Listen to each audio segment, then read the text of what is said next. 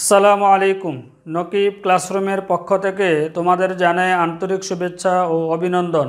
আজকে আমরা আলোচনা করব একাদশ ও দ্বাদশ শ্রেণীর উচ্চতর গণিত বিষয়ের দ্বিতীয় পত্রের ষষ্ঠ অধ্যায় নিয়ে, অর্থাৎ পরাবৃত্ত।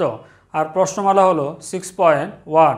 তাহলে শুরু করা যাক আজকের আমাদের মূল আলোচনা। তোমরা বোর্ডের দিকে খেয়াল করে দেখতে পারবে এখানে কিছু তথ্য আমি লিখে রেখেছি, যে তথ্যগুলো আমাদের এই পর্বের জন্য খুবই গুরুত্বপূর্ণ। তাহলে এখানে যে তথ্যগুলো হলো সেগুলো হলো যে পরাবৃত্তের সমীকরণ নির্ণয়। আমরা কিন্তু আগেও পরাবৃত্তের সমীকরণ নির্ণয় করার পদ্ধতি দেখিয়েছি, এবং এখানেও আরও দুইটা সমীকরণ কিভাবে পরাবৃত্ত সমীকরণ নির্ণয় করতে হয় এখানে আমরা দুইটা সূত্র দেখাবো। সেই জিনিসটা এখানে আমরা মূলত আলোচনা করতেছি।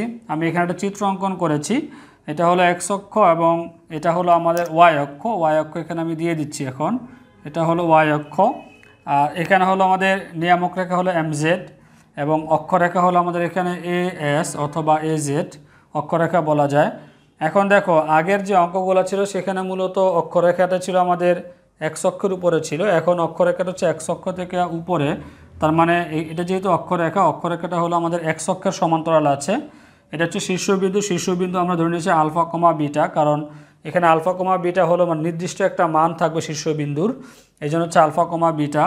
আর এই উপকেন্দ্রের স্থানাঙ্ক যেটা হবে, যেহেতু আমাদের এখানে এটা শীর্ষবিন্দু হচ্ছে আলফা, আর আমরা জানি হচ্ছে উপকেন্দ্র হতে হলে এখান থেকে আলফা যেহেতু আছে তার এতটুকু হচ্ছে আলফা, তার হচ্ছে এটা হচ্ছে আলফা প্লাস এ হবে, কারণ উপকেন্দ্রের স্থানাঙ্ক আমরা জানি হচ্ছে নর্মালি এখানে এ এস এর যে মান হয় এ এস এর মান হবে এ, যার কারণে আলফার সাথে আমাদেরকে যোগ করতে হবে এ।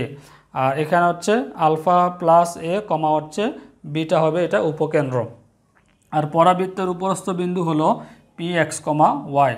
এখন দেখো এক নাম্বার যে সূত্র সেটা হলো যে আলফা কমা বিটা শীর্ষ বিশিষ্ট বা শীর্ষবিন্দু এবং অক্ষরেখা এক্স অক্ষের সমান্তরাল হলে পরাবৃত্তের সমীকরণটা কেমন হবে। এখানে যে জিনিসটা মূলত তোমাকে মনে রাখতে হবে সেটা হলো যে শীর্ষবিন্দু যদি দেওয়া থাকে এবং বলা থাকে এক অক্ষরেখা এক্স অক্ষের সমান্তরাল, তখন আমাদের এই সূত্রটা আসবে।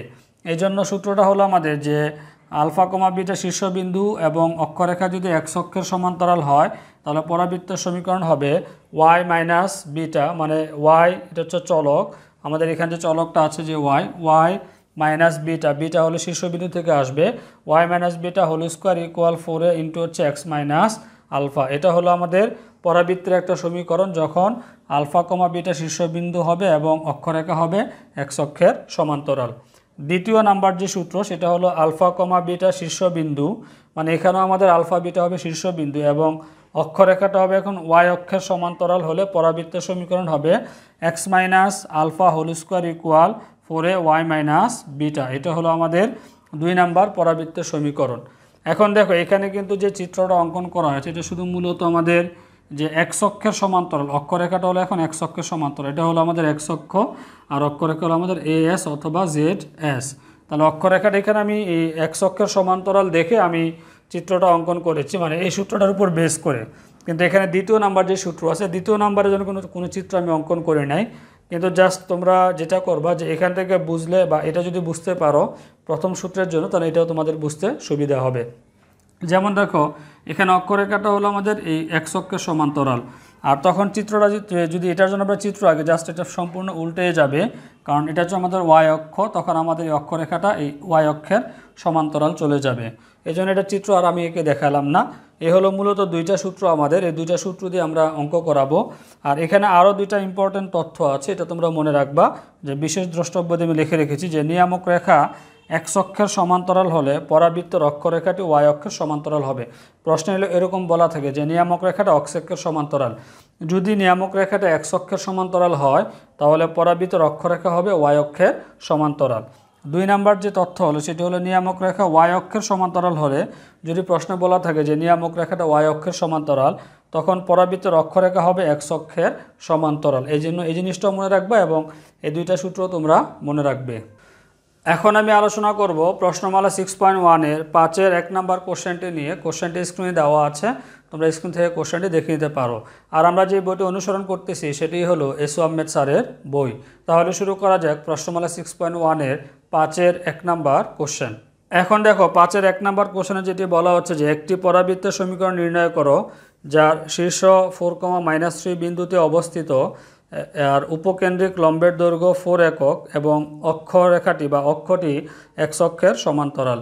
এখানে মূলত যে বিষয়টি বোঝানো হচ্ছে যে শীর্ষবিন্দু আছে একটা, যেটা হচ্ছে 4,-3 বিন্দুতে অবস্থিত এবং উপকেন্দ্রিক লম্বের দৈর্ঘ্য দেওয়া আছে 4 আর অক্ষরেখাটি হলো আমাদের x অক্ষের সমান্তরাল। আমাদেরকে পরাবৃত্তের সমীকরণ নির্ণয় করতে হবে। তার আমরা লিখতে পারি এখন যে ধরি, এখন খেয়াল করো কোশ্চেনে যে তথ্যগুলো ছিল সেই তথ্যগুলো ব্যবহার করে আমি এই জিনিসগুলো লিখেছি যে শীর্ষবিন্দু ছিল 4,-3, তো আমি লিখেছি শীর্ষবিন্দু আলফা কমা বিটা ইকুয়াল হচ্ছে 4,-3, কারণ আমরা জানছি শীর্ষবিন্দুকে এখানে আলফা বিটা দ্বারা প্রকাশ করা হয়। এবং উপকেন্দ্রিক লম্বের দৈর্ঘ্য প্রশ্নে দেওয়া ছিল 4, তাহলে উপকেন্দ্রিক লম্বের দৈর্ঘ্যকে আমরা জানি হচ্ছে মডুলাস অফ 4 দ্বারা প্রকাশ করা হয়। তাহলে মডুলাস অফ 4 ইকুয়াল হচ্ছে 4। এখানে আমরা যে কাজটা করেছি পরম মানটা উঠিয়ে দিয়েছি। আমরা জানি পরম মানটা উঠিয়ে দিলে ডান পাশে প্লাস মাইনাস দিতে হয়। এই হচ্ছে +-4, দুই পাশ থেকে 4 চলে গেল, তাহলে আলফা ইকুয়াল এ ইকুয়াল হচ্ছে আমাদের এখানে +-1। এখন যেহেতু আমাদেরকে এখানে বলা হচ্ছে যে অক্ষরেখাটি হবে x অক্ষের সমান্তরাল, তাহলে অক্ষরেখাটি x অক্ষের সমান্তরাল এবং আলফা বিটা শীর্ষবিন্দু বিশিষ্ট যে পরাবৃত্তের সমীকরণ, সেই সমীকরণটা আমরা এখানে লিখেছি যে আমরা জানি আলফা কমা বিটা শীর্ষবিন্দু এবং অক্ষরেখা x অক্ষের সমান্তরাল হলে পরাবৃত্তের সমীকরণ হবে y minus beta whole square equal 4a into হচ্ছে x মাইনাস আলফা। এবার দেখো এখানে আমার মানগুলো বসিয়ে দিব। তো আমরা লিখতে পারি এখন যে বা y, এখানে হচ্ছে বিটার মান হলো এখানে -3, তাই এখানে মাইনাস আর এই মাইনাস এটা যাবে প্লাস, তাহলে +3 এটা হবে হোল স্কোয়ার ইকুয়াল এখানে 4 থাকলো আর এর মান হচ্ছে আমাদের এখানে +-1, আমরা দিব হচ্ছে +-1, তারপর হচ্ছে ইন্টু, তারপর x থাকলো x মাইনাস আলফা, আলফার মান হলো এখানে আমাদের 4। এবার এখানে ক্যালকুলেশন করে আমাদের সমীকরণটা চলে আসবে। আমরা লিখতে পারি হচ্ছে যে y+3 এটা হবে হোল স্কোয়ার ইকুয়াল এই প্লাস মাইনাসটা গুণ আকার আছে 4-এর সাথে, প্লাস মাইনাসটা সামনে দিয়ে দিব, তাহলে হচ্ছে +-4 ইন্টু হলো x মাইনাস 4। এটাই হলো আমাদের নির্ণয় পরাবৃত্তের সমীকরণ। এখন আমি আলোচনা করব প্রশ্নমালা 6.1-এর 5-এর 2 নম্বর কোশ্চেনটি স্ক্রিনে দেওয়া আছে, তোমরা স্ক্রিন থেকে কোশ্চেনটি দেখে নিতে পারো। তাহলে শুরু করা যাক প্রশ্নমালা 6.1-এর 5-এর 2 নম্বর কোশ্চেন। এখন দেখো 5-এর 2 নম্বর কোশ্চেনে যেটি বলা হচ্ছে যে একটি পরাবৃত্তের সমীকরণ নির্ণয় করো যার শীর্ষ 4,-3 বিন্দুতে অবস্থিত এবং নিয়ামক রেখা x অক্ষের সমান্তরাল যা -4,-7 বিন্দু দিয়ে অতিক্রম করে।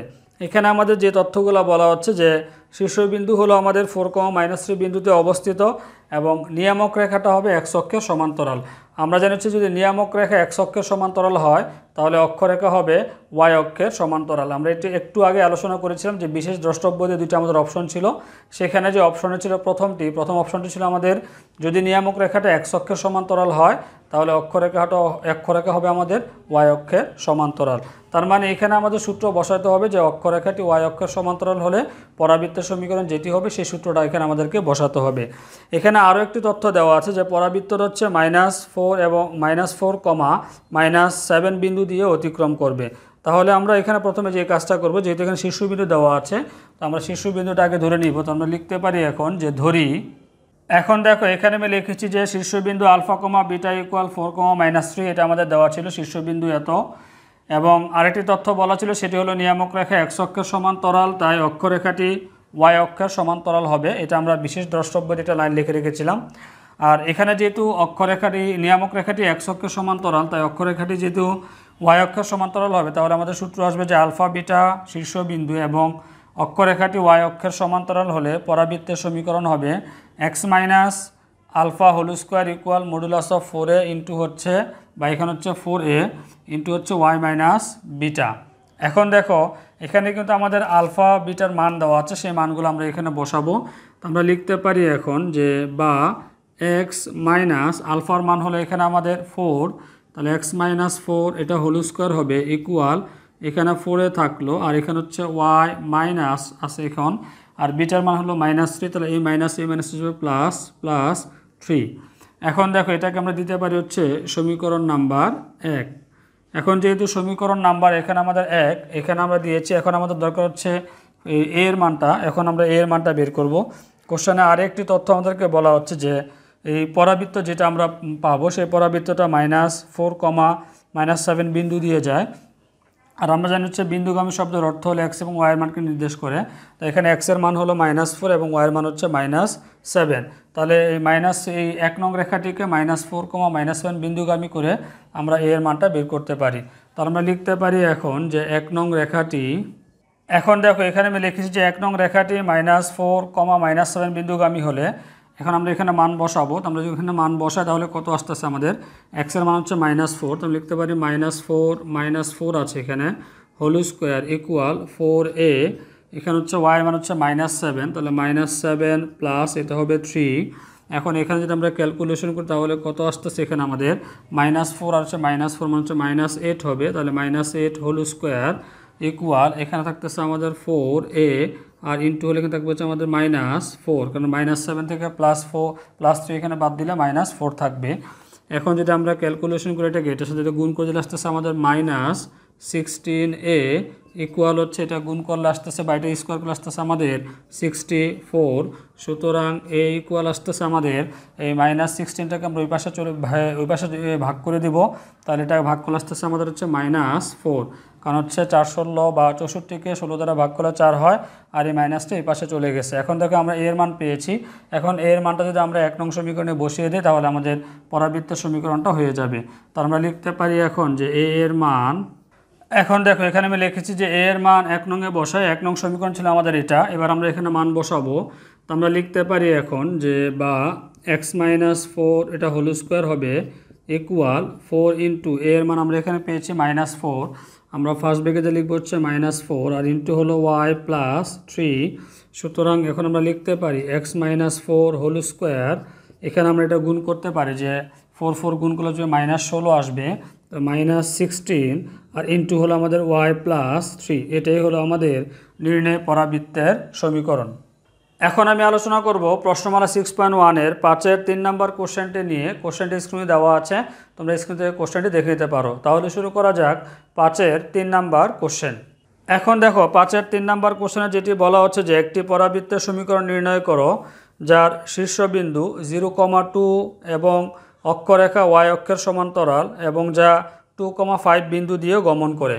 দেখো এখানে শীর্ষবিন্দু দেওয়া আছে 0,2 এবং অক্ষরেখাটি হবে y অক্ষের সমান্তরাল এবং যে পরাবৃত্তটা হচ্ছে আবার 2,5 বিন্দু দিয়ে গমন করবে। তাহলে আমরা লিখতে পারি এখন যে ধরি, এখন খেয়াল করে এখানে যে তথ্যগুলো ছিল যে শীর্ষবিন্দু আমরা এখানে ধরে নিয়েছি α, β ইকুয়াল 0,2, এটা দেওয়া ছিল শীর্ষবিন্দু। আর যেহেতু এখানে কোশ্চেনে বলা হয়েছে যে অক্ষরেখাটি y অক্ষের সমান্তরাল, আমরা জানি হচ্ছে যে যদি α, β শীর্ষবিন্দু এবং অক্ষরেখা y অক্ষের সমান্তরাল হয় তাহলে পরাবৃত্ত সমীকরণ হবে x - alpha whole square equal হচ্ছে 4a ইন্টু হচ্ছে y - β। এবার দেখো আলফা এবং বিটার মান দেওয়া আছে, সেই মানগুলো আমরা এখানে বসাবো। তো আমরা লিখতে পারি এখন যে x এখানে হচ্ছে আলফার মান হলো 0, তাহলে x - 0 হোল স্কোয়ার ইকুয়াল এখানে 4a থাকবে ইন্টু হচ্ছে y মাইনাস এখানে হচ্ছে বিটার মান হলো এখানে আমাদের 2। এখন একটা জিনিস দেখো এখানে আমাদের a এর মানটা জানি না, a এর মানটা আমাদেরকে বের করতে হবে।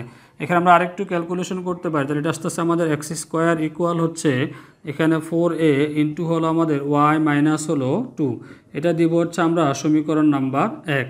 এখন দেখো এখানে যেহেতু আরেকটি তথ্য বলা আছে যে এই যে রেখাটা আছে বা এই যে পরাবৃত্তটা হবে, পরাবৃত্ত হচ্ছে 2,5 বিন্দু দিয়ে গমন করবে। তার মানে 2,5 বিন্দু দিয়ে যেহেতু গমন করবে তাহলে 2,5 বিন্দুগামী করে আমাদেরকে এর মানটা বের করতে হবে। এর মানটা এই আমাদের 1 নং সমীকরণে বসিয়ে দিলে অঙ্কটা হয়ে যাবে। তো আমরা লিখতে পারি এখন যে 1 নং রেখাটি, এখন দেখো এখানে আমি লিখেছি যে 1 নং রেখাটি 2,5 বিন্দুগামী হলে এটা x এর মান, এটা হচ্ছে y এর মান, আমরা এখানে মানটা বসাবো। তাহলে হচ্ছে x এর জায়গায় বসালে 2 স্কোয়ার ইকুয়াল 4a ইন্টু হচ্ছে y মান হলো 5 মাইনাস হলো 2, বা এখন আমরা লিখতে পারি এখন এখানে আসতেছে আমাদের 2 স্কোয়ার করলে 4 ইকুয়াল হচ্ছে 4a ইন্টু 5 মাইনাস 2 মানে হলো 3 হবে। এবার দুই পাশ থেকে আমরা 4 কেটে দিতে পারি এখানে, তো আমরা লিখতে পারি এখন এই পাশে থাকবে 1 ইকুয়াল হচ্ছে এখানে 3a থাকবে। সুতরাং এর মান যদি আমরা বের করে আসবে হচ্ছে 1/3, তাহলে এর মান পাচ্ছে 1/3। এখন এর মানটা এখানে বসিয়ে দিলে আমাদের এই পরাবৃত্তের সমীকরণ হয়ে যাবে। তো আমরা লিখতে পারি এখন যে a এর মান, এখন দেখো এখানে আমি লিখেছি a এর মান 1 নং এ বসাই, 1 নং সমীকরণ ছিল আমাদের এটা। এবার a এর মান ছিল 1/3 আমরা এখানে বসিয়ে দিব। আমরা লিখতে পারি এখন যে x স্কোয়ার ইকুয়াল 4 ইন্টু এর মান হলো 1/3 ইন্টু হলো ওয়াই মাইনাস টু। এবার থ্রিটা এই পাশে গুণ করে দিব, তাহলে আসতেছে আমাদের এখানে 3x² equal 4 into Y minus হলো 2। এটাই হলো আমাদের নির্ণয় পরাবৃত্তের সমীকরণ। আজকে তাহলে আমাদের এই পর্যন্তই থাকবে। আজকের ক্লাস নিয়ে যদি তোমাদের কোনো কিছু জানার থাকে অথবা প্রশ্ন থাকে তাহলে তোমরা তা আমাদেরকে কমেন্টস করে জানাতে পারো অথবা ফেসবুকের মাধ্যমে যোগাযোগ করতে পারো। আর যদি আমাদের ভিডিওগুলো তোমাদের কাছে ভালো লেগে থাকে তাহলে তোমাদের বন্ধুদের মাঝে আমাদের ভিডিওগুলো শেয়ার করে দাও। আর যারা এখনও আমাদের চ্যানেলটি সাবস্ক্রাইব করেনি তারা অবশ্যই সাবস্ক্রাইব করে রাখো। আর পাশে যে বেল আইকন বাটন আছে ওটিও প্রেস করে রাখো যাতে পরবর্তী ভিডিওটি তুমি খুব সহজে পেতে পারো। সবাই ভালো থাকবে। আল্লাহ হাফেজ।